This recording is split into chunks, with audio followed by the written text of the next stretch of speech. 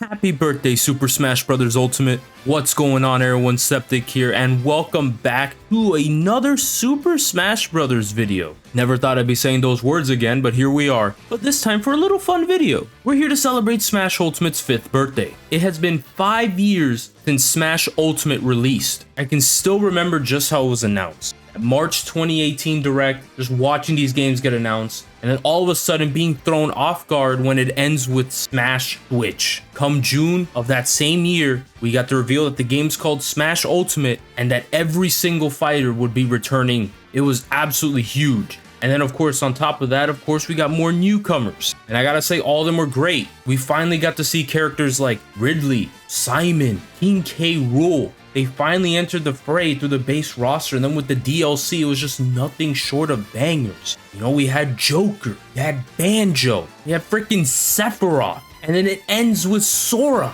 my most wanted character. But I'm not here to reminisce and talk about what I thought of Smash. I've already done that already. I made a whole separate video on that like 2 years ago already. So if you want to watch that, go for it. But I won't be sharing my thoughts. Instead, I have a special video for you guys here. I gathered a ton of people to talk about one newcomer each. Each person submitted to me a video sharing their love for that said character. We'll be going in order as well, by the way, from Inkling to Sora. And without further ado, let's get into it. It's kind of hard to believe that Smash Ultimate is officially turning 5 years old later this year, considering it feels like not too long ago we were still waiting on Smash 4 to come out. But 5 years later, it is still such an impressive game. I've never been super heavily into the series, but I've been playing it since I was a kid with Melee. And Ultimate really does feel like the best possible way to play. Whenever I turn it on and play with friends, it's just so nice to have access to basically any character or stage from the series I could ever want to choose from, excluding a few Wii U stages that I do still wish were there, like Orbital Gate Assault is one of my favorite stages. Really wish that was there. But there's still quite a few things there. I really appreciate what they've done with the game. My Smash main is Robin, but there's also a ton of newcomers in Ultimate, so that's what we're talking about here. I'm going to be talking about Inkling. This one was a weird reveal as a character reveal compared to the others, because it was actually the reveal of the game itself. It was at the end of a Direct, and they actually had just had 2 back-to-back Splatoon 2 trailers in a row, one for a new update and then one for the DLC for that game. So seeing Inklings pop up on the screen for a 3rd time in a row was like, okay, what's really going on here? I'm probably one of the biggest Splatoon fans out there, so obviously having a rep in Smash was exciting, even if it was a pretty obvious inclusion. But I really do like how they were implemented. You have this ink ammo meter that the special attacks use, which I think is a pretty smart way of including an aspect of how ink works in Splatoon. It does make them a pretty tricky character to learn, since the way your moveset works is a lot more unique than the other characters. But it's still fun. It's fun to learn. There's one thing that I wish they leaned into a little bit more with Inkling. It's including things from the later Splatoon games. It's a little weird playing it in Smash in, 2023 now, and having the Inklings appearance and their moveset be exclusively based on the first game, when we have 3 games now. At the time Smash Ultimate came out, Splatoon 2 was already out. It already felt a little weird. Now it's even more weird. So even just having like some different hairstyles or something like that for the alt costume would have been nice. But I am still happy that they got Inklings into the game at all. I am happy with how they turned out regardless. I do really like the moveset. I like that you can use the bombs. I like that they have, like, the normal Smash attacks have sort of the different weapons from the first game are all there. Like, you can, I think the up attack is like a slosher going up into the air. There's like the blaster. I think that's pretty cool. So yeah, I'm pretty happy with the representation there. Hey everyone, this is Kay, aka Sleepy Hylian on Twitter, here to celebrate Smash Ultimate's 5th anniversary. And wow, does saying that out loud actually feel crazy, because honestly, how has it been that long? Since 2018, I've probably put over 150 hours into the game, which is a little embarrassing in comparison to my hours in some of the older games, like 500 in Brawl maybe, but what a game. The years that followed with the slow DLC reveals were never a dull moment, and the community was always filled with something wild going on. I think I probably speak for many when I say we all remember where we were when we watched that first reveal during Nintendo's E3 2018 show. Me personally, I was scaring the crap out of my coworkers during lunch because I simply could not remain quiet during the whole thing. We got that amazing first trailer, and with it, the crazy reveal that, quote, everyone is here. And man, did that feel surreal. It didn't even really sink into me in the moment what that actually meant, like seeing characters dating back as far as Melee with young Link, or even Wolf from Brawl, but it was nuts. And then they dropped the title Echo Fighter, and along with it, my girl as their first reveal, Daisy. Honestly, my first thought was, yeah, that makes sense. Because let's be honest, it was about time they brought her into the game. We've got the whole party here. We got Mario, Luigi, Peach, Bowser, Yoshi, Wario, even Waluigi as an assist. It was time for her to make her debut. And what better way than as the first Echo Fighter? It felt like just a little treat to me personally because my first game in the series was Melee, and I used to main Peach. Back then, I used to specifically go for her yellow alt that was essentially a Daisy skin to give a little love to my favorite princess. And now I could finally play as her. Her moveset wasn't the most revolutionary considering being an echo of Peach, but it worked. And I had and still have a blast playing her whenever I feel like having the occasional smash. Honestly, the whole Echo Fighter concept, in my opinion, was a great idea since for too long there's been plenty of characters that deserve to be included in the games but were simply neglected due to their clone status. Some characters made it in while others too often got ignored, and me myself, not being too deeply involved in the online Smash community because it scares you, girl. To me, it made me, sad. So seeing the potential with some of my favorite characters like Daisy or even Dark Samus just, put a little smile on my face, gives me a little hope. Anyways, thanks for listening to my ramble, and once again, a big happy 5th anniversary to Smash Ultimate, and here's to many more to come. Also, shout out to the GOAT Septic for having me on. Thanks. What is up, guys? Yuyu here. A friend of mine, Skeptic, on Twitter wanted me to do this Smash collab about, celebrating the 5th anniversary of Super Smash Bros. Ultimate, the character's inclusion, my thoughts on the character and all that. So I'm gonna keep it nice and short. When Super Smash Bros. Ultimate was revealed, right? I think it was the Nintendo Direct of was it 2018? I think it was 2018. I don't remember, right? Remember, Smash Bros. Ultimate's reveal was kind of foggy. But when I saw that reveal, I lost it. I was like, the next Smash Bros. Game. Remember when everyone thought that the Smash Ultimate, well, we didn't know it was Smash Ultimate, the next Smash Bros. Game on Switch was just gonna be like a Smash Wii U port? Well, that wasn't the case. I used to be one of those people who thought that Smash Bros. On Switch would be like a Smash 4 port, but that wasn't the case. But, well, the character, I like Pyramithra. I mean Pyramithra in Smash Bros. Pyramithra, Kirby, Young Link, but I do play as Ridley a lot sometimes. So, my thoughts on Ridley joining Smash Bros. Ultimate.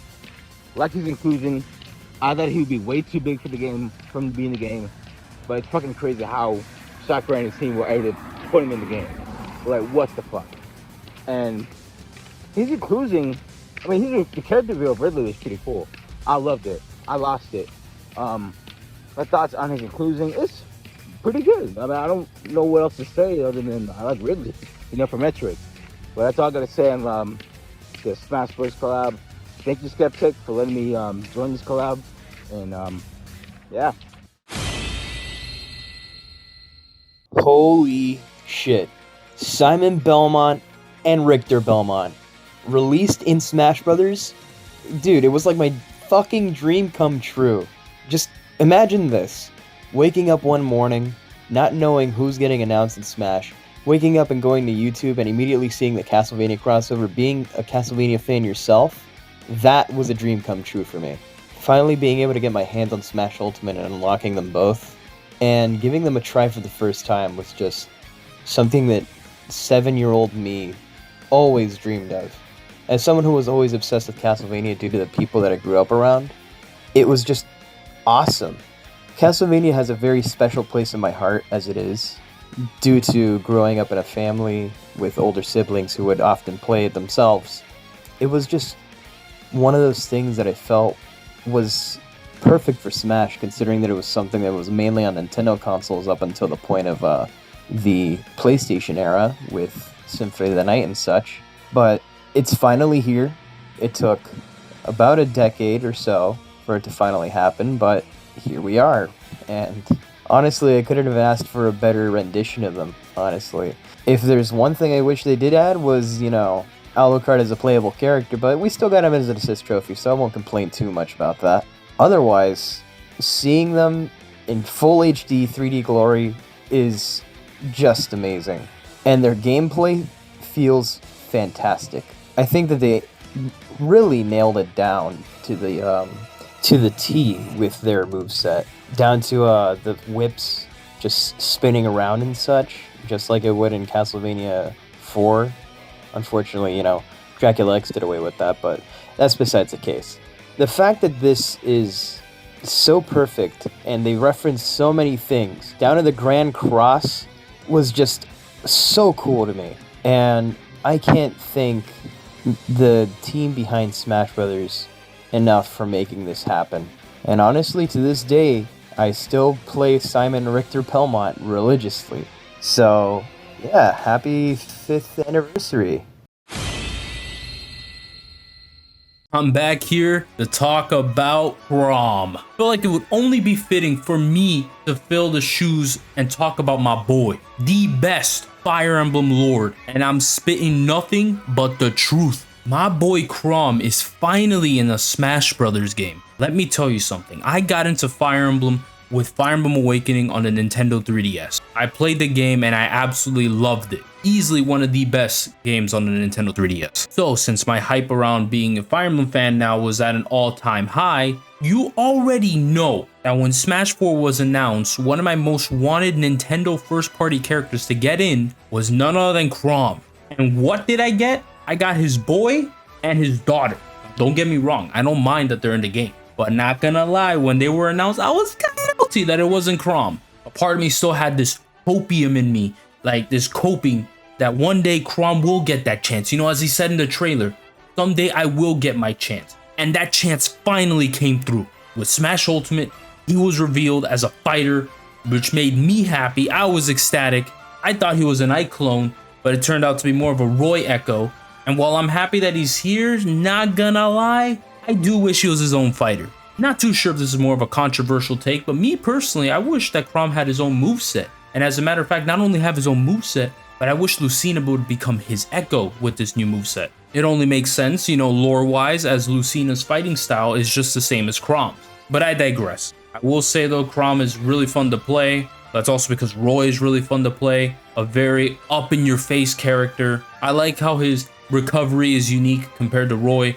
While Roy's recovery is way better, I just love that they at least implemented Ether for Chrom in some aspect. But I did wish that we did get Chrom as a unique fighter. Maybe one day Chrom will get this whole moveset revision and Lucina will just be his echo fighter. But honestly, just seeing one of my favorite characters in video game history actually be playable is incredible. Now, was he my most wanted character for Smash? That's a different story. There's a certain boy with a key that came out. I mean, again, you have to watch my other video to pretty much take a look at what I thought of each character. But to mainly just focus on Chrom, I am really, really happy that he is in this game. I am the biggest Chrom simp in this world. Like, there's no one that competes with me. Chrom is my GOAT. And yeah, let's hope that he gets in the next Smash Brothers game. But anyways, happy birthday, Smash Ultimate. Hey everybody, my name's Crimsonrosso, and I've been locked inside of Sepnik's basement for the past 3 days, with only some recording footage. And he only agreed to let me out if I recorded my thoughts on Smash Ultimate and the character Dark Samus for his Smash Ultimate collab. So I'm gonna do just that so I can leave and go get some food, some water, and more importantly, Sea of Stars. Now, Smash Ultimate and I have a pretty weird history of ups and downs in its 5-year lifespan, and I'm left fairly mixed about the game overall. On one hand, I love the gameplay and its massive roster, and Smash has always been a great way for me to connect with a lot of people I've met online. On the other hand, the discussion around this game and its several season passes have left me so burned by it and its rabid toxic fanbase that talking about it just turns into a slog every time it's brought up. But even with those problems, I still really like playing with friends and reacting to the new reveals. And man, there were a ton for Ultimate.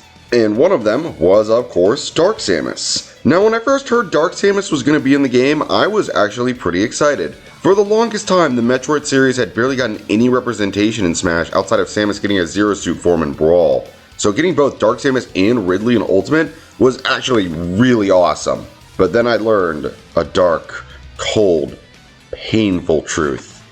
Dark Samus was going to be nothing more than an Echo Fighter, which then made me far less excited than before. I've always thought Echo Fighters were one of the weakest aspects of the Smash Bros. Series, as it was just taking up a spot that could have gone to a character that, actually deserved it. Honestly, Echo Fighters as a whole are just a massive challenge to talk about in general, considering that 95% of them are just palette swaps with very minor changes to anything. I adore the Metroid franchise. It's one of my favorite franchises of all time. But introducing Dark Samus after several years of basically nothing from the Prime series, and making said antagonist nothing but an Echo Fighter, really just ended up making my blood boil more than get me hyped. Now, I don't want to be 100% a Debbie Downer here. Not everything about Dark Samus is bad. Dark Samus is still very fun to play as, mainly due to me loving to use Samus in Smash.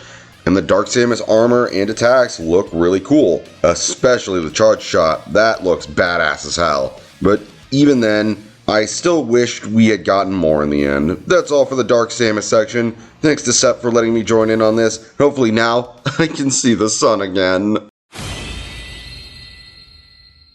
You want to talk about a big character reveal? Well, here you go. At the end of the August 2018 Smash Direct, King K. Rool was revealed as Ultimate's 4th newcomer. Now, I haven't played any of the games K. Rool is in aside from Mario Super Sluggers, but I knew that he was highly requested. The night before the Direct, I was on the phone with 2 of my friends talking about what we thought would happen. I predicted K. Rool would get revealed because, well, we got Ridley. Now it's time for the other big villain people wanted to get in. I just had a feeling it would happen there. And I was right. Most of my hype came from the fact I got it right, but I knew it was a big deal to many. I've always loved this reveal trailer, especially the ending where DK and K. Rool are running at each other and clash midair, and Diddy's there too, just to look cool. The music and audio editing is absolutely perfect here. Fast forward to now, I've always found K. Rool's a for fun character for me. I play competitively, not super serious about it, but enough to know that I have a main, a secondary I've been working on to cover certain matchups, and a few other characters that I'm good with. So when I'm playing with friends online or in person, I can tell my level of how serious do I want to take this game depending on the character I'm playing. King K. Rool is one of those characters I'll pick just to screw around and have fun with. He's just a funny guy. Heavy with 2 projectiles, a counter reflector, He can bury you? and the biggest thing, belly armor. He'll just go through everything and hit you. I also really like hitting back air. As a Mario main, I'm addicted to hitting forward air. Memes aside, it's such a satisfying move to hit. So reverse that and give it to a heavy. Perfect. I'm glad the character is here. One of my best friends is a K. Rool main. We trained an amiibo named after him together, and I think that makes me appreciate the character more. I'm able to tie memories like these to specific characters, but Ultimate as a whole is something special. Regardless of how I feel about the meta, or the lacking single player, or how bad the online gets, I keep coming back. The game feels near perfect to me, and I've done so much and met so many awesome people because of it. Whether we met in early Ultimate, when we were all stuck on Wi-Fi, recently through locals or majors, or wherever else, they're some of the best friends I've ever made. No other game has done that, and I think that's worth recognizing. Aside from that, recently I've been getting better competitively, and I haven't gone 0-2 in 9 months. I love Ultimate, and I'm excited to see what the future holds for the series. Disclaimer: I am not a video editor in the slightest. This video and everything from the mic quality to dated humor to the terrible edits throughout this video will be awful and in vapid abundance. Monitoring of cringe levels is strongly advised. Yo yo, what's good gamers? It's your boy, Nanashi. Unknown trash artist in certain social media spaces, as well as a pretty good friend of Septic's and the residential African-American father with how little of a presence I have in most of their lives. With Super Smash Bros. Ultimate being out for 5 years, my longtime friend and absolute boy, Septic, who you should subscribe to and follow, by the way, I know I do, gave me a monumental and important task to talk about one character included in the legendary roster of Nintendo properties and third parties. So without further ado, let's get into this whole entire thing about me talking about a dog. No, not the one with the duck. No, not him either. Do foxes count as dogs? No, obviously not the wolf version of that one. Not the one with the masochism fetish either. Damn! How many dogs are in this fucking game? This doesn't make any sense. This is so stupid. God! I don't mean any of those dogs. I mean one dog and one dog only. The busiest bee of Animal Crossing. Isabel! Oh my god. Well, actually, you just specified she's a dog. A Shih Tzu, to be more precise. Making the comparison of her to a flying insect like bees makes no sense considering you've already established she's an anthropomorphic canine. Nope. No, I don't think I'm gonna deal with this shit right now. Internet snipers, show me the footage of what this guy's search history is. This fucker's email is... No. Wait. Wait.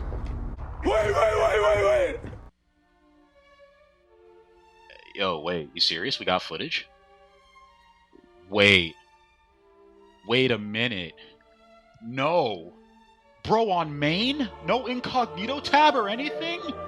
No, think about what you're doing here. Please. No, don't you turn that blur off. No, hold on. Please. No! I beg your pardon? God dang it, mother Pfeiffer, dude. 17... 18... 19... 20. Phew! Fuck. That sucks. Still sore from the last time. Anyway, let me be quick about it to keep within the 10-minute time limit that I've been given. Happy anniversary to Smash Bros. Ultimate.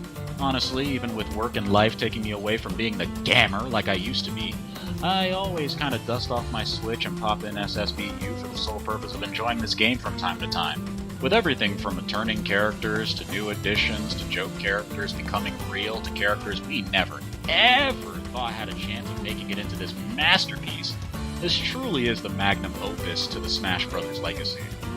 Kudos to Masahiro Sakurai for giving us just an absolute banger of a game 5 years ago. But, as I was tasked about talking about one character in particular, Isabel from Animal Crossing, let's get into it. Let's talk about the dog a few people want to smash. Wanted in Smash. I beg your pardon? Come on, man. You gotta be joking. 18... 19... 20... This is getting ridiculous. The dog is fun. Question mark? Was a question I asked myself in the beginning. When Isabel was revealed as an addition to Smash Bros, I'm gonna be real, I didn't know what to think at the time. Not in a bad way, but in a, oh, cool, I guess, kinda way. Like, I like Villager. Villager was a cool addition to Smash 4 for the Wii and DS, but he wasn't a character I played often. He was funny, pretty fun to play, but not necessarily my top 5 most used characters, you know? So with the inclusion of his canine companion, confidant, and comrade at arms, I just thought, well, it was bound to happen eventually anyway. She's a popular mainstay of the Animal Crossing franchise and fandom. People love her, I like her, she's pretty adorable. That was it. She didn't achieve the same level of hype for me as when Chrom got announced, or the same level of hilarity as when Piranha Plant was brought in, or the voluminous reaction we all gave when Barrack Bird hit center stage. But I wasn't really pissed off or depressed that the dog was included. I just thought, well, I mean, she's here now. Pretty cool, I guess. We kinda needed another Animal Crossing rep, if I say so myself. But while my previous reception and lukewarm, cold shoulder that I was giving, that doesn't make any sense. But while my previous reception was lukewarm and curious at most during her reveal, when the game finally dropped and I started labbing her, well, the question mark in that previous statement disappeared entirely. I was certain of it now. The dog is indeed fun. Now, let me be clear. Let me preface this. The introduction of Echo Fighters was an interesting concept, but not a new one to the series in all retrospect. I mean, Mario and Luigi played the same at the very beginning. Fox and Falco still play very similarly now. We have Marth, red-haired Marth, female Marth, internet browsing history Marth. You get the picture. It's just that now we had a title to put towards the concept of a fighter made similar to another fighter, but with differing appearances and slight stylistic choices in movesets. Isabelle, however, felt different. I mean, yeah, she had the Animal Crossing staples of turnips, a slingshot, access to balloons, a pocket dimension for actual pockets that has you playing 4D chess with a blonde Shih Tzu about whether or not she's going to grief you with her combo extension hammer to then combo you into that projectile that you threw like 2 minutes ago into the match but probably forgot about. But she had her own unique flair, made her feel not so much like a Murabito clone. The dog had sauce. And I'm not talking about the 18th letter of the alphabet followed by 17 times 2. I'll let you do the math on that one. Or the 5 to 6 magical numbers at the end of an off-brand anime link. I'm talking, you don't walk the dog. The dog walks you in this game. From dropping gyroids in the ground like pressure-sensitive landmines that would make Snake cry, to a squeaky mother-f***ing hammer that serves as the be-all end-all to simply landing on the floor safely, to all the previous Animal Crossing shenanigans displayed earlier that make fighting off stage versus a flying blonde Shih Tzu damn near impossible, to showing how she can play Klingon chess with a rod she got on layaway at a Bass Pro Shop, or got for free from a Fisher NPC in Pokemon, I don't know. Pokemon trainers in the game, the Pokemon stages are in the game, people can kind of exist within this universe that aren't a part of the Pokemon universe. I'll let you just fantasize on that one for a bit. To simply telling you stop right there, as if you just violated the law, criminal scum. She showed me why a death battle between her and Doomguy would probably end in a draw. And by a draw, I mean they'd probably just go out and draw pictures of flowers together or some shit like that. I can say with confidence that in some way, Isabelle was the thing that kept me invested in the Animal Crossing franchise as a whole. Her personality and her dry humor and conversations talking about did you see that TV show last night was pretty enjoyable to say the least. But in my opinion, which I need to preface is strictly my opinion, solely reflects me as an individual, I will say this straight out. If you weren't happy with the dog's inclusion, you are well within your right to. But I'ma talk about her. It's been 5 years. If you're still angry at this point, that's tough. I don't really care. But in my opinion, I can say that the cacophony of K9 combative capabilities displayed by Shizue over here, fun fact, her Japanese name is indeed Shizue, makes her a great addition to me now, and one of the reasons why I kinda still love this game, and play it to this day. Much love and peace to all y'all in a consensual, non-perverse manner, and have y'all selves a damn good one.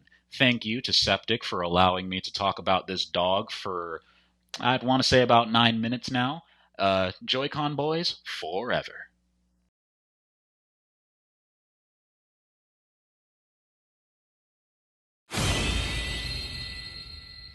Here comes a new challenger!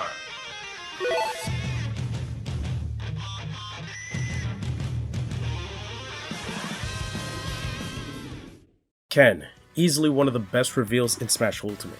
At least, it would have been if it wasn't ruined by a certain little leak, which was fake. But a part of me wanted it to be real so bad. I mean, Isaac was right there, and now he's gone. He's gone forever. I just want a new Golden Sun, man. Well, at least I have Black Knight. What the fuck? But whilst I did lose the characters I personally wanted in the game, we did get Ken, and I won't lie, I was very happy. Why? Well, because I'm a huge fan of Street Fighter. I've been playing Street Fighter for a long time. Mostly 2 and 4, but hey, I've been playing it for a long time.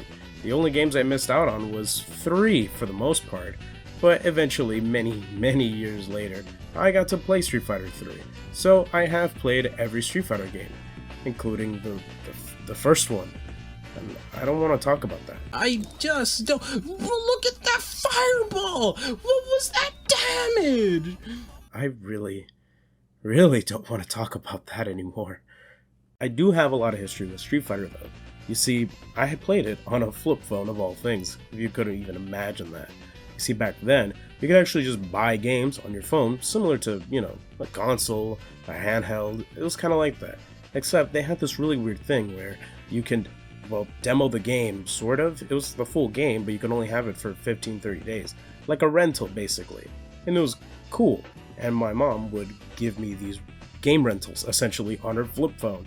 The games I've experienced thanks to this, like Mega Man 2, for example. I don't think I'd ever be a Mega Man fan if it wasn't for that. And the same goes for Street Fighter. And hey, I played Ken and Ryu a lot. Mostly because they were one of the easiest characters to play. I mean, have you ever seen a flip phone? But seeing Ken in Smash did make my day. I mean, I kind of knew it was already happening because, well, there was an image floating around. It was likely taken from some press release or something closed doors. And I guess someone wanted to lose their job that day, or play a little lottery, I don't know. It was strange, but a picture of Ken did release, and he was alongside 3 other characters, but he was the only one we've never seen before because, well, by that point, all veterans were revealed. So it was strange to see Ken just be right there out in the open. So unfortunately for Ken, there was really no excitement going into this trailer, because even though I loved the character, don't get me wrong, I was excited. It was excited because it was a character I greatly enjoy, and not excited because it's a character I greatly enjoy, and I was shocked or surprised, and I was going ballistic because it's Ken. I didn't know Ken was going to be there. Having Ken here, as awesome as he is, having at the time the best model of Ken for some reason, because Street Fighter V just... Oh, Street Fighter V. But I won't lie, I am a bit disappointed with how they chose to represent him. Ken has evolved so much past Street Fighter 2. You know what I mean? He has so much more than what they gave him in this game, which is weird to me because, you know, I thought, okay, well, Sakurai is just choosing the base versions of these characters. He doesn't want their crazy iterations, which is why we have, say, Fatal Fury's Special Terry and not KOF Terry, for example, where he's going level 1, level 2, and a level 3 or something like that, right? Or how Sora is based on, you know, Kingdom Hearts 1. I thought, wow, Ken is just going simple. He's a simple guy, Sakurai. He don't like complex things. He don't want it to be crazy. At least that's what I thought, until Kazuya with his stupid devil wing showed up out of nowhere and decided to say, hey guys, I'm from Tekken 7, and now I'm just gonna kill you off with one hit.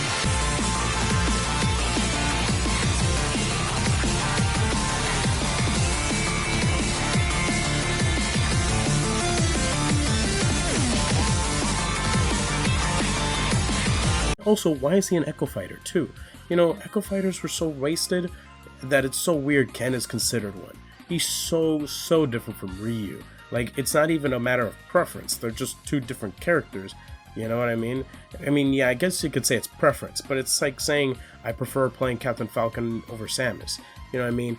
Yes, Ryu and Ken have similar moves, and I do like that idea that Ken has, you know, similar moveset, but he's more aggressive focused, you know, kind of just like how it is in Street Fighter. And I get that, but at the same time, this is my personal opinion, I just feel like, you know, it just limited Ken and Ryu so much on how he chose to just base it off of Street Fighter 2. That's just my own personal opinion, you know. So unfortunately, whilst I do love Ken, and I do love, for the most part, what they did with Guy, especially those supers. Oh my goodness, I love mashing buttons so much. Thank you, Sakurai, for keeping attention to detail. You know, when he said he based it off of Marvel vs. Capcom, I said to myself, oh my goodness, I'm gonna mash buttons, it's gonna do more damage. Well, guess what? You press more buttons and it does more damage. I was like, whoa. I love Sakurai, except when he says cutscene battle halls, and then I'm just angry at Sakurai now. I'm furious, man. Is that why we haven't gotten a good intro to any of these stupid games? Anyways, point being, Ken is great. Awesome character, awesome newcomer. It's just a real shame that both him and Ryu were just screwed over. You know what I mean? Their hype, dead, done, over. I just wish that these characters didn't get their hype ruined. You know what I mean? Hey. It's, you know, maybe it's a lot to ask. Maybe, I don't know, I'm crazy like that. With all that being said, thank you so much for listening to my little rant there, and I hope you have a great day. Take care, and please, subscribe. It really would mean a lot to me if you, Wait a minute. This ain't my fucking channel. Where the hell am I? Hey y'all, Cyan here. So yeah, Smash Bros, right? Funny little small franchise you may or may not have heard about. Oh, who am I kidding? Everyone knows about it. In its most recent title, Super Smash Bros. Ultimate has reached 5 years of age. When I was that age, I was able to partake in watching the hit television show Yo Gabba Gabba. But man, time flies by. I mean, what can be said about this game that hasn't already been said? So I won't. I mean, do you really need me to tell you about what makes Smash Bros. So great? So instead, I will be talking about a character that many have overlooked. So going back to November 1st of 2018, I was stuck in class. Yeah, so apparently they announced this direct to be broadcasting at what looks like, oh my god, 8 in the morning? Oh my god, that's ridiculous. But despite being in school, I was able to watch it thanks to this funny thing called Study Hall. I'm not going to elaborate any further on what I had to do to watch this direct, but needless to say, I did what I did for content. As the direct starts, we'd see a cinematic of Little Mac fighting a cloaked character, and BAM! It was Ken from Street Fighter, and when his theme kicked in, chills, man, chills! But as the trailer progressed, we got to see a certain furry fighter join the roster that day. Incineroar is not my first choice when it came to adding a new Pokemon to Smash. A lot of people would've and wanted Decidueye, but me personally, I would've loved to see somebody from Gen 5 be available, but that's obviously not what happened here. Incineroar from the Gen 7 Pokemon games from Sun and Moon was added to Super Smash Bros. And yeah, I know, a lot of people groaned about this, but I would argue that this is a prime example of what I would like to call trust in Sakurai's vision. To elaborate, picture Incineroar fighting in this game without any knowledge of how he plays from Smash Bros. As of now. Yeah, me personally, I'm a bit lost, I'm gonna be honest, but I see him in Smash, and suddenly it's like a whole wave of just pure excitement came rushing down. Look at him go, look at him throw people, look at his funny expressions! For me, what seemed like a character that would just not work at all in Smash just looks like he belonged in Smash. And I feel like Incineroar is one of those characters that only improved as a character thanks to being in Smash Bros. No, I will not talk about the VGC. That Mon is a menace. Damn, 5 years of Smash Bros. I remember 5 years ago watching the Game Awards as the game launches the same night. That's incredible. I remember the first couple of weeks playing that game. What a really fun time. I really enjoyed that. That was quite incredible. And with the reveal of Piranha Plant as well as the free DLC, that's pretty cool too, honestly. That was like, damn, that's crazy. Even though it was free for a while. That's cool shit. Fucking Piranha Plant, are you kidding me? That's a silly ass character. That's perfect. I love silly characters. I think that character's reveal was pretty dope. I think it was an awesome like first DLC introduction. I think their inclusion was just right. It felt just right. I know people want to have all their favorite characters, but I think this one's pretty peak. I won't lie. It's a really solid character, that's for sure. Has a lot of tools, has a toolkit. Very nice, very solid. I love the spike ball. I love playing around with that a lot too, as it just left and right over the edge guarding. Beautiful shit. Yeah, I gotta say that it's Kino. Hey yo, what's good? Crouton's on, and Smash turned 5 years old, huh? I don't feel old, you do. Anyways, I think it's fair to say that Smash Ultimate is the best Smash game of all time now. I mean, it has over 80 characters. How can you grow tired of this game? And everywhere you look, I'm sure there's at least someone out there who can find a character they like. I mean, especially since Steve got in, that's like the whole world, isn't it? Oh my god! Oh. But who is my absolute favorite character in this game, you may wonder? Well, fuck, my profile picture ruined the surprise. Joker from motherfucking Persona 5, baby! I just realized I have an excuse to talk about the game now. Yes! I grew up without having a game I could call the greatest of all time. But then one day my brother came in my room, gave me Persona 5 on release date for some reason, which I brushed off aside to pick it up a few months later, and that's when I realized I missed out on peak this entire time. I was hooked. I couldn't put the controller down. Between the story, the characters' personalities and backstories, the music, and that oh so sweet flashy style that never gets old, Atlus did a phenomenal job with this entry. It was just perfection. Except for the 5th palace, but we don't talk about that. If you haven't played this game, you're missing out. Now that all the dick sucking is done, let's talk about how I almost died in a car accident while I was on my way to GameStop. Because Joker was revealed for Smash during the ride. That's why I don't have a reaction. The Game Awards were so boring, I left midway thinking that nothing would happen. Then I get a text from my brother saying he's in, and I...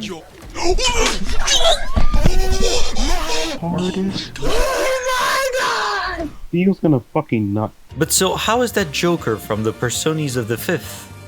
Really good. Look at this moveset. Look at it! Oh my god. In terms of gameplay, it's easily one of the best Smash movesets. It's snappy, quick, and full of style. Especially his neutral B. Like, look at this.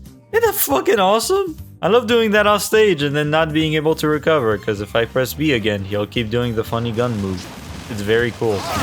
Now, I ain't gonna lie, this is not what I would have wanted from Joker's moveset. Sure, he does things from his game, but his Arsene mechanic doesn't feel right. Like, I don't know who they were thinking of while making this mechanic, but let me tell ya, it wasn't Joker.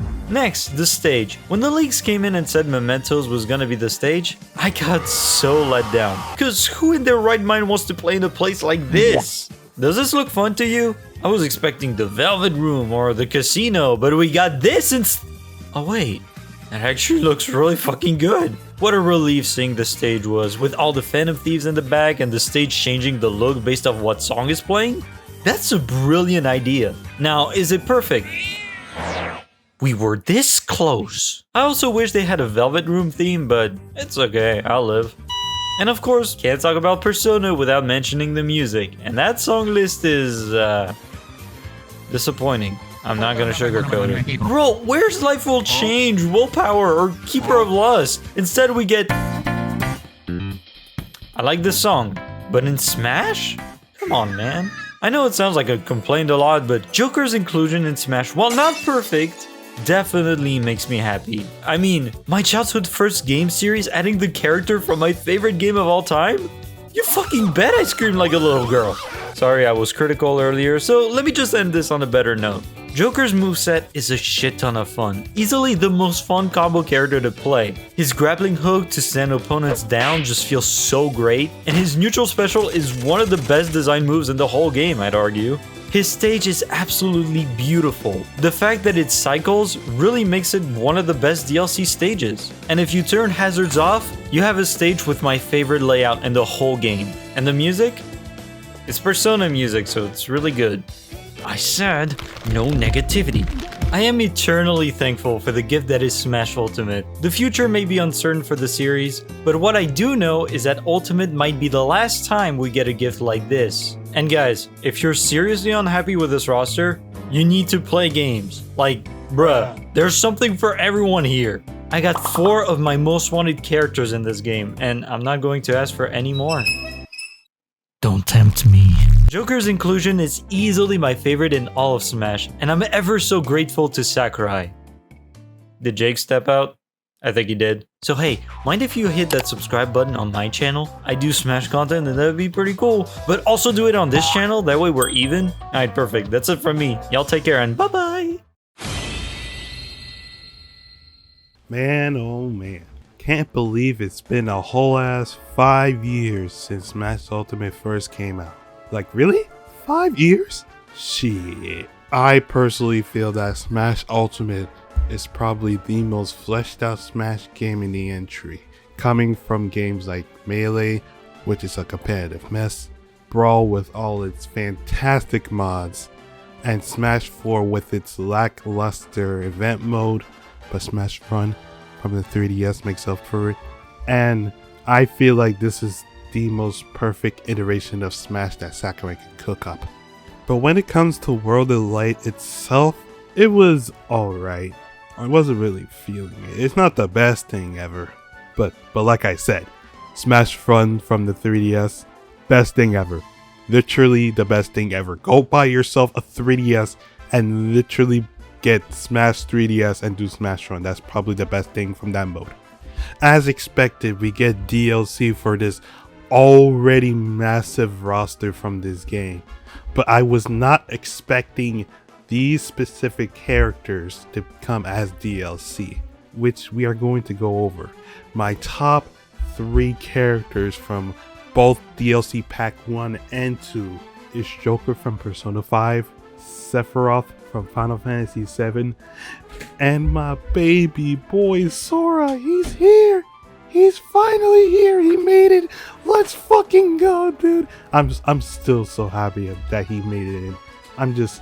My heart is full of joy, and that goes to show that anything and everything is possible if you just believe hard enough. But anyway, it doesn't really matter who gets in or who doesn't get in. As long as I get to pop in the game and play with my homies, I feel like that's all Smash is really all about. Bringing in people together, playing characters from franchises you haven't even heard of. But I want to talk about a specific franchise that got in that really interested me, which is none other than Dragon Quest. I'm not gonna lie, I was not expecting Dragon Quest to show up out of nowhere. By the way, can we talk about how badass that Link vs. Evil Meta Knight and Evil Marth was? That was so freaking cool. Anyway, 11 came through with the crit. Quite literally, he critted on both Marth and Meta Knight, and that's where the trailer cuts into all of his gameplay stuff. But when he was overwhelmed by those evil Smash characters, I was also not expecting those other Dragon Quest protagonists to come through and save our boy 11. That was probably the coolest thing I ever saw in that trailer. When it comes to heroes mechanics in Smash, I feel like Sakurai hit it out of the park with this one. All the spells he can cast during his specials, all of his regular attacks, I feel like they're unique and they stand out from other characters. But let's talk about that downbeat though. That downbeat allows him to cast even more spells, give certain buffs to himself, and even commit Sudoku, while having a chance to also commit a Sudoku to other players. I feel like Dragon Quest, specifically Hero himself, is the most fun character I ever played in a Smash Bros. Game. But when it comes to Hero's inclusion, I didn't really connect with him. I didn't really feel that inclusion from him. I mean, sure, it was an interesting choice, but I didn't really know much about Dragon Quest until I decided to do some research on it. It turns out that Dragon Quest was first released in Japan in 1986 and then later released in North America in 1989, renaming itself to Dragon Warrior, which is an interesting name. They should have kept the Dragon Quest title, but you know, whatever works. As Square Enix continued to release the Dragon Warrior series, they just went ahead and just renamed it back to Dragon Quest. And ever since Heroes inclusion in Smash, as of right now, Dragon Quest XI has sold over 6.5 million copies worldwide, which is actually pretty good, knowing that not a lot of people know about Dragon Quest, specifically who Hero is and how iconic he is. And now, I feel like Dragon Quest is gonna grow in popularity. It probably has, but it's gonna grow even more in popularity. So after doing all that research about what Dragon Quest is and who Hero specifically is, I'm not gonna lie, I gained some interest in playing Dragon Quest, not only thanks to Smash Bros. Itself, but my general interest in RPGs. So I finally got around to playing it, I believe in 2019 when it came out on Nintendo Switch, and I gotta say, it's pretty fun. I'd enjoy my time with it. It was fun, it was simple, the RPG mechanics was up to par with today's standards, and yeah, I enjoyed my time with it. The worlds, the areas, they're beautiful, the characters are really fucking good. Like, probably my favorite characters in Dragon Quest XI has gotta be Sylvando and Jade. Jade because obvious reasons, but Sylvando, I think he just works, and I love everything about him. Not only is he a good character personality wise, but I think he's a great character all around when it comes to buffing, debuffing, doing attacks. Whenever you get Sylvando in your party, make him your mainstay. Sylvando is that damn good. Even though I grew up playing the Final Fantasy series as a child, I came to appreciate the Dragon Quest series for what it is. I mean, sure, even though both franchises are 20 years old at this point, Dragon Quest sticks with its turn-based formula, while Final Fantasy is becoming more and more action-based in later titles. Overall, when it comes to Dragon Quest and Heroes Inclusion, I grew to appreciate them more and more as time went on. I believe everyone should play a Dragon Quest game when they get the chance. I personally enjoyed the game when I played it, and I'm sure you will as well. So go ahead and pick up a Dragon Quest game. Whether it be an older one for previous consoles, or even Dragon Quest XI, I'm sure you'll have a hell of a good time playing it. By the way, Square, I'm still waiting for Dragon Quest 3 Remake and Dragon Quest 12 when you gotta show us more of it. Please, just give it to me, please. I want it, please, give me all of it. Smash Ultimate's 5th anniversary. 5 years of absolute bangers. Maybe, I don't know, we'll have to talk about that later. Hello guys, AngryAraki here, and I'm so glad that JVGM was able to get me out here not just to do a video, but a collab celebrating Super Smash Ultimate's 5th anniversary. What an amazing 5 years we've had, not just as a community, but with all the content that we've gotten throughout the years. And I can't wait to talk about my thoughts on the game so far. Smash Ultimate was a game that I played constantly the first time I fired it up on my Switch. I loved the visuals, the soundtrack was a nice step up from Smash 4, and having the entire roster from all the previous entries was all that I could ask for. There are some problems that I have with the game that still stuck with me despite the praises I sang for it. World of Light was extremely underwhelming, and specific characters not getting new movesets like Sonic or Snake kind of bothered me a little. Sorry, not sorry, I want my mains to be treated better. King Daddledingo is still the greatest though. But there is one thing that made Smash Ultimate stand out from the rest. Banjo coming to Smash Brothers. Who expected Banjo of all the entries? You'd think it'd be impossible because of Microsoft, but here he is in a Nintendo product after God knows how long. The reaction from Donkey Kong, Diddy Kong, and K. Rool on the announcement was the most accurate portrayal of Smash fans. I swear to God, I remember screaming like a banshee, seeing him pop up. You have no idea. But despite everything, this was honestly an amazing 5 years, and I can't wait to see more the community has to offer, and hopefully more content from Sakurai. Thanks again for having me on, JVGM, and I hope I get to be in another video.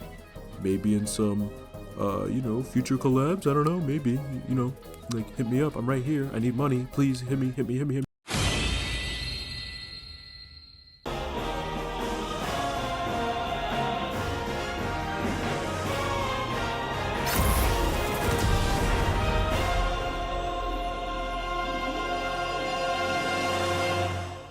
Bro, this game is 5 years old now. Where the fuck did the time go? What's poppin', everyone? My name's Noboru, and I want to share with you guys my experience with this little party game called Super Smash Bros. Ultimate. It's been a full 5 years since the game launched on the Nintendo Switch, and it's been a wild experience to say the least. From the moment it was announced, the demo that was exclusive to certain Best Buys to launch day, and ending the game off with 2 full sets of DLC characters, Smash Ultimate has kept its name in the spotlight for a long time now. And let me tell you guys, I remember this game's entire lifespan from the very beginning up until the very last DLC character was dropped. March 8th, 2018. I remember this day like it was yesterday, man. I was a college student at the time, taking the bus to college that was in a town that wasn't too far from mine. When all my classes ended for the day, I rushed out of my final class and immediately tuned into the Nintendo Direct that was happening at the time. When I got to the transit bus, the Direct was more than halfway done. The Direct itself was really good, with some pretty big titles that were revealed or given release dates in the Direct, such as the release dates for Octopath Traveler, the Dark Souls Remaster, Captain Toad, Treasure Tracker, and Undertale, just to name a few right off the bat. The Direct itself was pretty stacked all around, from RPGs to ports of other third-party games to the Nintendo Switch system. And to top it all off, we were blessed with the elusive one more announcement. At the time, I was paying so much attention to this Direct that I wasn't aware of who was around me. Once the Inklings were shown fighting with each other and they both saw the Smash Brothers logo in the background, that was the cherry on top. I was so overtaken with joy to see the reveal of Smash Ultimate. I deadass was in tears. Seeing my Twitter just completely implode with everyone tweeting about the Smash reveal was such a joy to see. The person at the end of my aisle asked me if I was okay, since I was mostly in tears and just crying and being happy the fact that now we're getting Smash Brothers on the Switch. Once I snapped back and kind of relaxed myself and just calmed myself down, I just said I was overjoyed with something and I was super happy. The moment I had on that transit bus, just watching this Direct and seeing Smash Brothers revealed was something really special to me. The lead up to the game's announcement was also really special too. The occasional reveals on who were the newcomers coming to the game, alongside Nintendo revealing that certain Best Buys will be holding demos of the game for people to try the game out. I still have my poster of when I went to try the game out at the closest Best Buy that was holding the demo. I was so lucky to have at least one of those Best Buys somewhat close to me. I do not remember how many Best Buys were selected to have this demo, but I do remember there was not that many. A lot of states did not have it. I was lucky enough to, I think I've had 1 or 2 Best Buys in my state to have one. I'm not too sure on that. Even talking to the people in line, waiting to try the game out with me and just talking about our passion about this series was something really special. The night when the game dropped was amazing. A long line of people just eagerly waiting for their copy of the game and to play it till the sun rises. At the time GameStop was preparing to start giving out copies, the Game Awards revealed that Joker from Persona 5 was actually revealed to be the first DLC character to join the game. I remember a crowd of people just surrounding me to see the reveal of Joker, which I was surprised to see. Like, did y'all not have phones to watch the reveal or what? Why were y'all crowding around me? Joking aside, I ordered my copy off of Amazon, so I had to wait till actual launch day to receive my copy. Thankfully, it was delivered in the morning, so I spent the entire day just playing the game, learning its mechanics, unlocking the characters just as much as I humanly could on the first day. Countless days and nights just non-stop playing the game with my friends was honestly the spotlight of my 2019 year. Playing this game like there was no tomorrow. I no-lifed the shit out of Smash Ultimate. The DLC for the game was an experience all on its own. From Fighter Pass 1 to the eventual reveal of Fighter Pass 2, we got a pretty nice selection of characters with a lot of care and passion poured into making them all into great additions. Now Septic, let me talk to you real quick. If only I knew we were talking about DLC characters instead of doing some sort of montage of whatever DLC character we picked, I would have picked the characters I was actually playing Sakurai for. But my ass picked Terry! I had more clips of doing cool shit with Terry than I had with Pyra and Mithra. But I digress. Since I picked Terry, let me give you guys some personal backstory of the character and what I think of their inclusion to the game.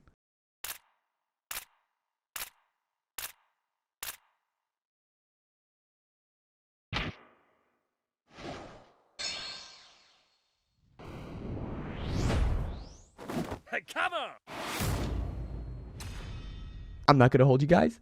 When Terry was revealed, I had no idea who he was. I knew about the existence of SNK since I played a lot of Metal Slug growing up with my cousins. I was really interested in his character since I know he was the one that would fit the fighting game character that we usually expect to see in the DLC for Smash Brothers. I already liked playing Ryu and Ken in Smash, so I had a feeling I would really like playing Terry as well. And I liked Terry so much, he became one of my mains for Smash Ultimate.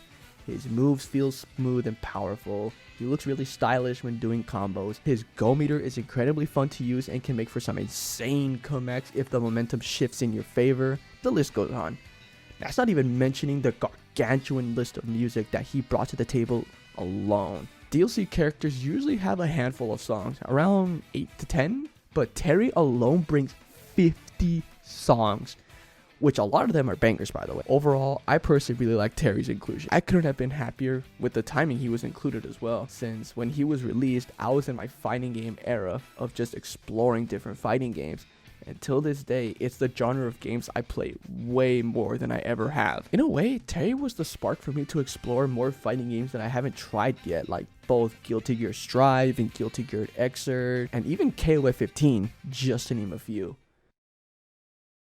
Smash Ultimate holds a special place in my heart, man. Its purpose of being the biggest Smash game to come out and make as many fans of not just the series of the game happy, but to pull from even more franchises into Smash is something I'm grateful to have witnessed and be a part of. I've been playing competitive Smash Brothers for a whole decade now, originally starting with Smash 4, and it's been a fun experience getting to meet great people that are fans of the series, go to tournaments to compete and explore the venues, and to see how far I can improve my skills with this game. Hell, I'm even surprised on how far I made it in a tournament such as my last run of Genesis 9 as a fucking little Mac main. Yeah, for those who don't know, I made Mac and I have been making Mac since Smash 4 dropped. As for the next installment of the series, I really don't know what they could do beyond this point. My only wish for whenever that gets revealed, even though it doesn't really involve the game itself, nor will it ever be granted, but I wish for a certain legend to experience that hype train with us for whenever it comes. I know he would have loved the reveal of Fighters Pass 2, especially the reveal of Pyramithra.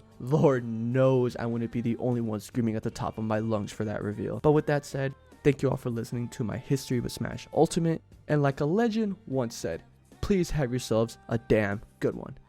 Take care of yourselves. Also, please make the online for the next Smash game better, please. I don't want to play with this dog water connection for another 5+ years. Please, Sakurai, please don't. Well. I can't believe it's been 5 whole years since Super Smash Bros. Ultimate released. For me, and I'm pretty sure for many others, it still holds up as the go-to party game on the Nintendo Switch. While my competitive bout with the game was short-lived, I really feel like Ultimate had the lowest barrier for entry in the series to date. It really encompassed Sakurai's philosophy of easy to learn but hard to master perfectly. Now, the character that I get to talk about today is unironically one of the favorite inclusions in the game for me, Byleth. You could say that the Byleth reveal was a bit controversial to say the least, but I personally was ecstatic when he was revealed. The trailer presentation matched that of the in-game cutscenes and dialogue perfectly. It was so well done that many could have believed it was actually a trailer for the upcoming Three Houses DLC, but that was ultimately spoiled by the fact that it all took place in a Super Smash Bros. Direct. There was a lot of stuff that could have been done better with the reveal, sure. But from Nintendo's perspective, Byleth was the perfect way to end Fighter Pass 1. At the time, Three Houses was one of Nintendo's best-selling RPGs, and by far the best-selling entry in the Fire Emblem series. Plus, with the release of the Ashen Wolves DLC coming, it was a perfect opportunity to give the game one last boost in its sales. Alongside the Byleth reveal, we also got confirmation of Fighter Pass 2. At this point, anybody that was going to buy the Fighter Pass likely had already bought it. It would have been best to leave any major reveals for the new pass that they wanted to sell. Yeah, when you look at it that way, it's a little bit scummy, but hey, Nintendo is a business after all. I also hear the argument often that any of the 3 house leaders would have been a better inclusion, and to that, I have to say, I kind of agree, but the big problem you run into there is which one. Nintendo and Intelligent Systems have been very careful as to not favorite one specific house leader over the others, and while I agree any one of them would have been more interesting, you can't really add one without the other two. Overall, I think Byleth was really the only way to go for this pick if they wanted to add a character from 3 houses. They are the main playable character in that game, and the character that most people think of when they think of the game. The team did a wonderful job incorporating all sorts of aspects of 3 houses into his moveset, and hopefully a few new Fire Emblem fans were born from their inclusion. Fighter Pass 1 will always be a highlight in Nintendo history for me. And I know I'm in the minority here, but I'm so glad that they ended with a character from my favorite game on the Switch. Byleth incorporates more elements of Fire Emblem in their moveset than most of the other series representatives, and they're just a ton of fun to play. Plus, it would have been a shame for Smash not to capitalize on the huge success that was 3 houses. God, how is this game 5 years old already? I mean, that's crazy. I still remember when this game first came out. I still remember when this game was first revealed. The hype season for this title was just unlike anything else at the time. Seeing all the reactions was something that was a lot of fun. You know just how much fun and anticipation there is for a game based on the discussion surrounding it alone. And people were talking about this game. I would tune into just about every reaction or discussion, prediction video that was out there. And through these predictions, I even got to learn about some new series or characters. So even if they didn't get in, I was becoming more familiar with games outside of my comfort zone. Overall, man, the marketing for this game and the marketing that it does for other games is just surreal, really. And I guess that ties into the character that I'm covering, Min Min. Coming from Nintendo's hottest new IP at the time of the Switch's launch, I think it was safe to say that the wider range of gamers weren't too familiar with the character or the series as a whole. And the way that this character would be revealed is a little different from the way that other characters were revealed. We were first teased about an ARMS character arriving into Smash Bros. In the first of several mini directs from Nintendo in 2020. And if you're familiar with that year, I guess it's appropriate that we'd be getting an ARMS character, social distancing and all. So yeah, this teaser initially came to us in March, and then we actually get the full reveal of the character in June. And man, I was up bright and early just to see who we get, because despite not being a huge ARMS fan, I really wanted a character who had stretching limbs or other ridiculously large ranged attacks, and an ARMS character would obviously provide that.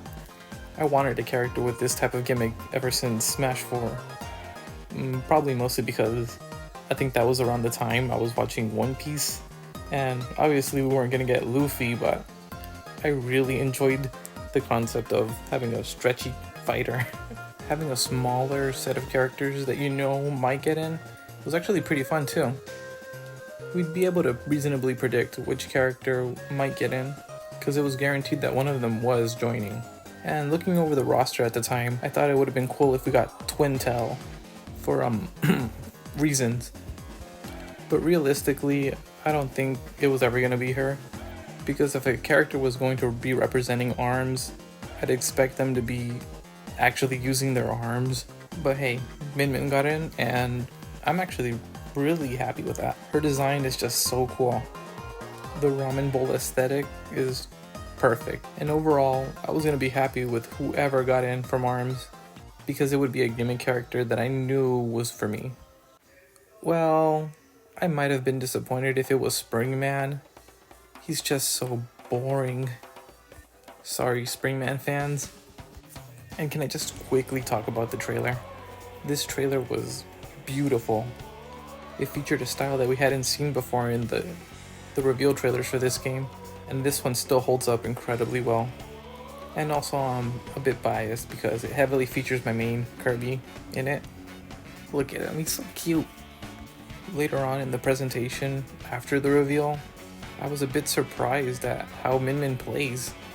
It was something that I had briefly considered in the lead up to the reveal, but I had seriously wondered just how they were going to translate this character into a Smash Bros. Moveset. Because in ARMS, you kind of have this 1-2 punch type of thing, where you launch one arm and you can choose to either launch the other or strategically wait until you throw another punch. And I just wondered if they were going to actually implement that 2-arm system into the moveset. And I was actually surprised when I saw it in Sakurai's demonstration. It's really interesting because essentially Min Min has no special button in the traditional sense. Instead, she gets 2 attack buttons, one for each arm. This was a really tricky character to get the hang of first online, but once I got the hang of it, I think I was annoying opponents more than I was annoyed at trying to figure out the character. And to me, that was a win because I'm actually quite the toxic player online, and I just have too much fun taunting. I'm a huge taunter. I guess it's a good thing that I'm a Kirby main, because he's the only one that could taunt in quick play, so I'm having a lot of fun. But yeah, it was a lot of fun being able to mess with people from across the whole stage. Completely broken, but pay to win, am I right? Not so much after a couple of nerfs, and once people got the hang of the matchup, I don't see as many wins anymore. I know a lot of the reasons I like Min Min are the same reasons why a lot of people hate her, but I'll still have my fun. Overall, I was really surprised with how much I stuck around with the character. She easily became a secondary for me. And even though I'm always gonna main Kirby, good or bad, she frequently passed my Kirby's GSP. Though that doesn't really mean much, does it? I mean, who even looks at GSP anyway? But yeah, several years after release, she's still one of the most unique fighters on the roster, as are all of the DLC fighters. And she probably wasn't the most exciting character to get introduced, especially when considering the two that would only be revealed right after. I still think she earned her spot in the roster by bringing something pretty unique to the table. And being the Kirby main that I am, I can't just go on without rating the hat that he gets when he copies Min Min. And for me, it's an easy 10 out of 10. Look at him. He even gets arms.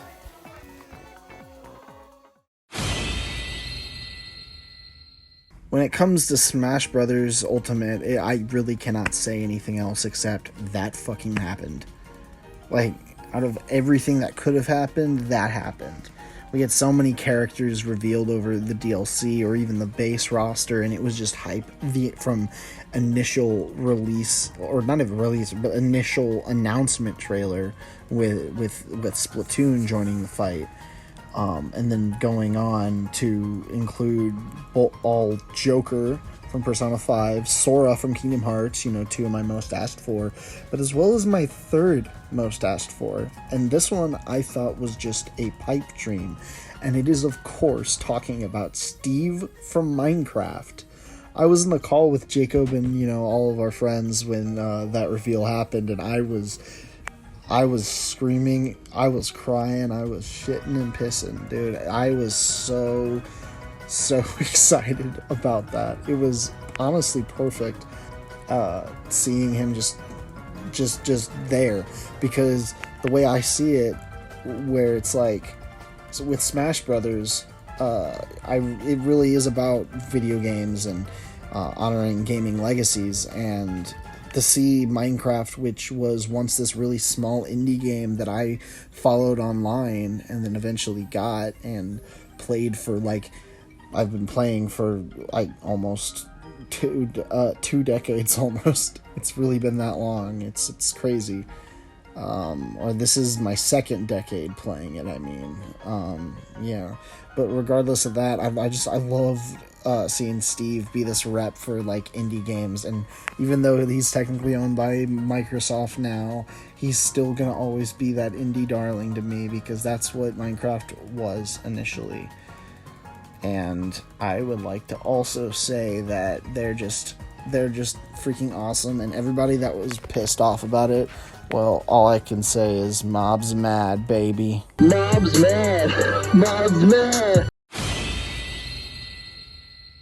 For me, Sephiroth was quite the big deal. For the Game Awards reveal, I think I expected and wanted it to be Sora. While he'd later be revealed anyways, seeing Sephiroth was a huge surprise. I reacted to him with a large group chat filled with fans of Final Fantasy VII, so it was a treat seeing things like the high wind in the background of his stage, and especially things like his final smash.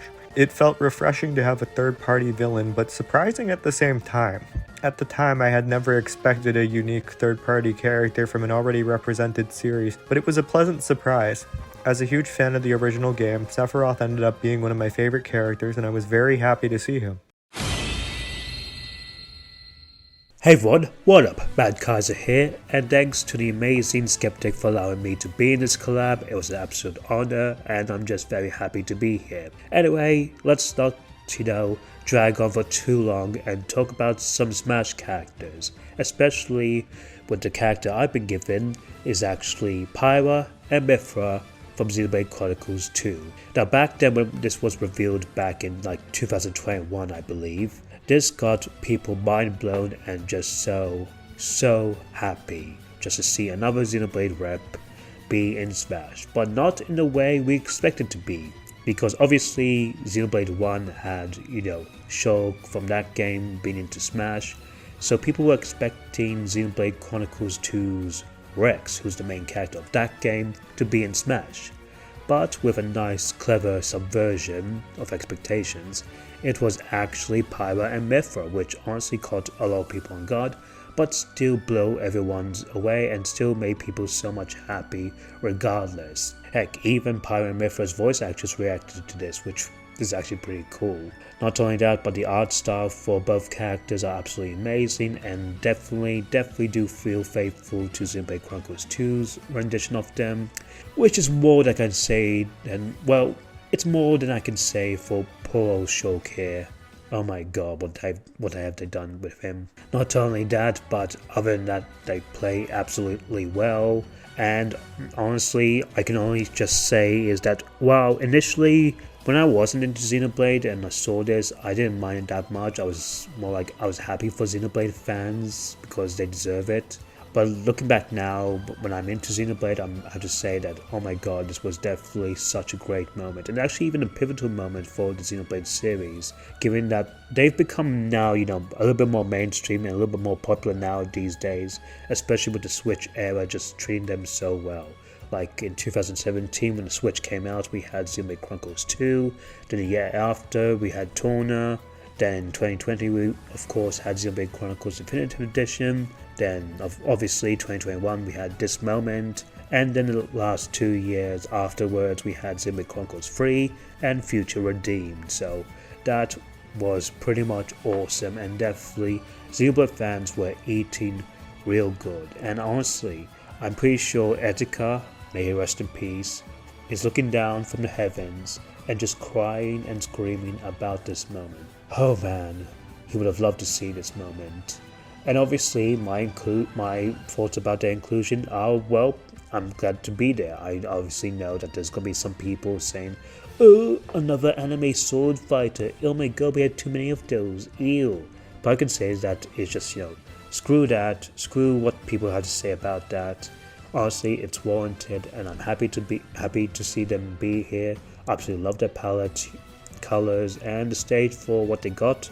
Was not too bad, honestly. Not my favorite stage in the game, but obviously I'm still happy that they've been here. And honestly, this is definitely what Xenoblade fans are getting or loving, and hopefully maybe in the next Smash game, God knows when that's happening, we get Noah and Neo in Smash. Please? Wouldn't that be cool? Also, Monolith, we're still waiting for Xenoblade Chronicles X Definitive Edition Remaster port, whatever you have. Please bring it, please. But aside from all of those things, all I can say is, well done Xenoblade fandom, you've got your wish in a surprising twist, and honestly, I think we're just eating so good. Anyway, I think that'll be it for me. I know this was a little bit short, but honestly, I'm just amazed about this. Honestly, this was definitely a turning point for Xenoblade fans and the series itself, and honestly, it's just so awesome.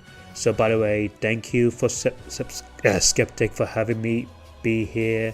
It was an absolute honor, and by all means share this video, like and subscribe to his YouTube channel, and please, just leave a comment. Other than that, I'm looking forward to see what the other people have to pick, and until then, MadKaiser out.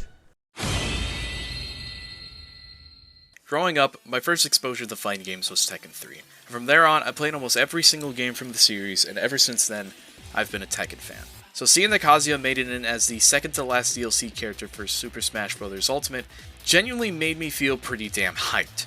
In my personal opinion, it felt really odd to see that Pac-Man was the only representation for Bandai Namco in Smash Ultimate, when Namco had a bunch of other beloved series on their belt, such as the Tales of series, Soul Calibur, Xenosaga, or even Klonoa.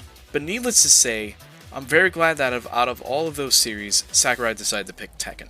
When I first thought about who of the main three Mishimas could theoretically make it into Smash Ultimate, my first thought was that it was going to be Jin Kazama, because he was a fan favorite for many Tekken fans, and most people see him as the main face of the Tekken games, myself included. However, I am very happy with the decision they made to put Kazuya instead because of two reasons. One, Kazuya filled the niche of being a villain character, in which Smash Bros. In general seem to be lacking of. And two, Kazuya is the most important character from the Tekken series. Kazuya has been in Tekken ever since the very first game as the main protagonist, and the whole series in general revolves around the conflict between him, Heihachi, and Jin. In terms of how well Kazuya is represented in Smash Ultimate, Sakurai and the team did an amazing job of translating not just Kazuya's moveset from Tekken, but even some of the core mechanics from Tekken, such as Korean backdashes, wave dashes, the Tekken kind, and even performing Electric Wind Godfist by doing the input within a specific frame window. Overall, I'm very happy to see that Kazuya made it into Smash Ultimate, and to see how much love and care Sakurai and the team put into representing him in the Tekken series in general. So 5 years of Smash Ultimate, that's just crazy in my opinion. Cause I remember back in 2018, I was a senior in high school, and I remember we had one class. It was AP Gov, an AP Gov class where nobody was there. I don't remember why, but I remember there was 5 of us, and somebody pulled out their Switch and it's like, hey, you guys want to play Smash? And I was like, Smash Ultimate? It's like, yeah, we'll play some Smash. And so I can't believe since that moment it's been 5 years, and I think a year later with 2019 with the first DLC ever with Joker being that one DLC. No, it was that same Game Awards in 2018. That's really crazy. So to think that it's been 5 years of all that is truly amazing. I love the experience with Smash. I think it's probably one of my favorites out of all the Smash games. I was a huge Brawl fan back in the day because I was a major Wii kid growing up. Aside from that one, Smash Ultimate really brought a lot to the table. It brought this, I wouldn't say a tone of finality, but a tone of completeness, where this was Smash at its most complete.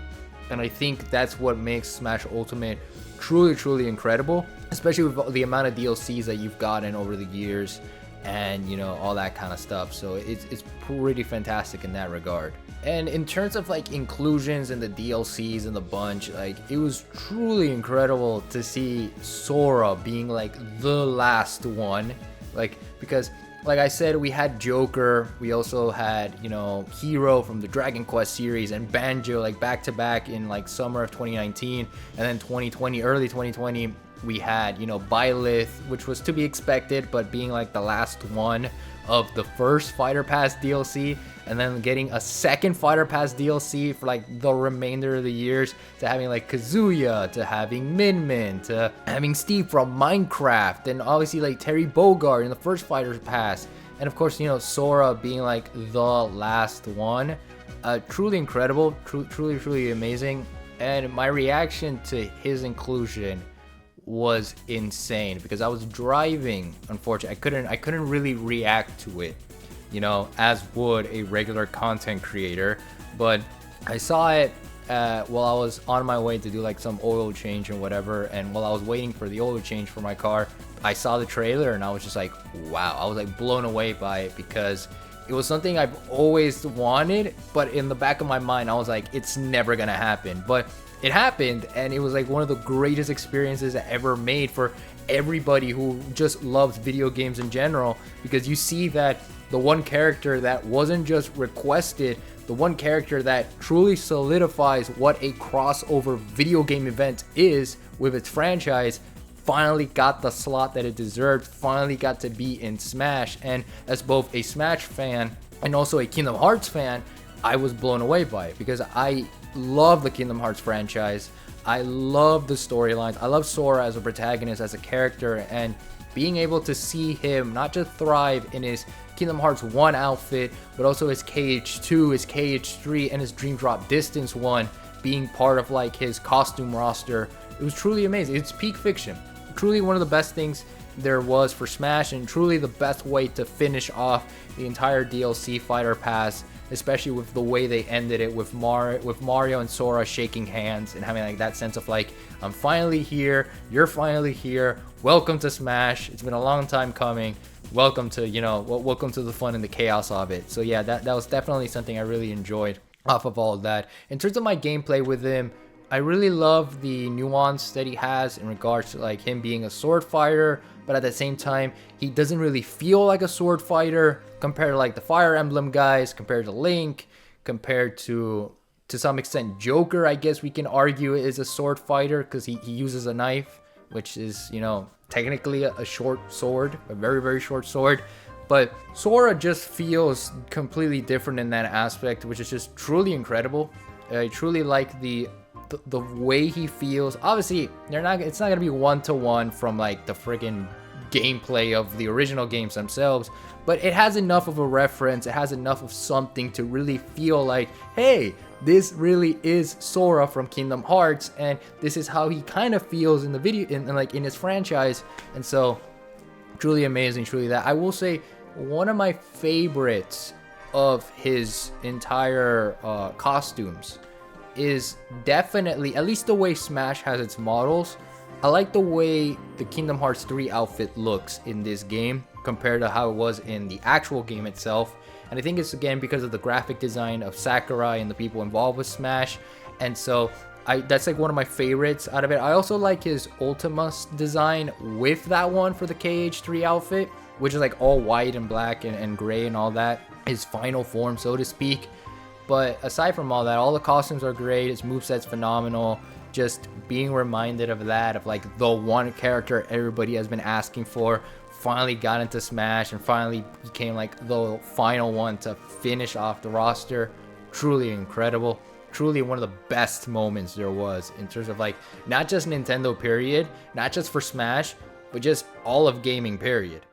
I just want to say thank you everyone who joined in this video. An absolute huge amount of people on this list here to credit. I want you guys to give them tons of love, show them support. I'm going to link everything down of theirs in the description below. Smash Ultimate truly is special. Like, it felt like a series finale. We had some amazing characters. We had a lot of fun moments with friends, family. And while we know it's not the end, we know that the road paves on. And we have more fun moments to look forward to when it comes to the series. Whether it be with Smash Ultimate, previous Smash installments, or future Smash installments. Once again, happy 5th anniversary to Super Smash Bros. Ultimate, a special game to my heart, the game that kickstarted my channel, my love for fighting games, and finally, the game that kickstarted my journey into gaming. Thank you, Super Smash Bros. Thank you, Masahiro Sakurai, and happy 5th anniversary to Super Smash Bros. Ultimate. If you made it to the end of this video, I want to thank you all for watching. Once again, most importantly, I want you guys to show tons of love to every single person who participated in this video. Each one did an incredible job, and once again, just thank you so much for being here. If you're new to the channel, I want you to hit that subscribe button as we have more videos to come. If you enjoyed this video, please leave a like, share it around with everyone. Everything will be down in the description below. And once again, I want to thank you all for watching. I hope you have yourselves a fantastic day. And take care, everyone.